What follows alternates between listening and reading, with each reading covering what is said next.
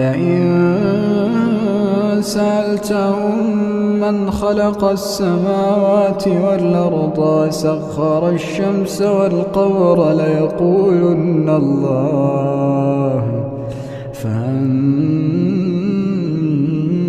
يؤفكون الله يبسط الرزق لمن يشاء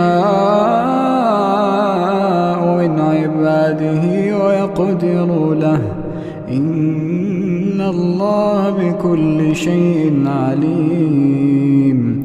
ولئن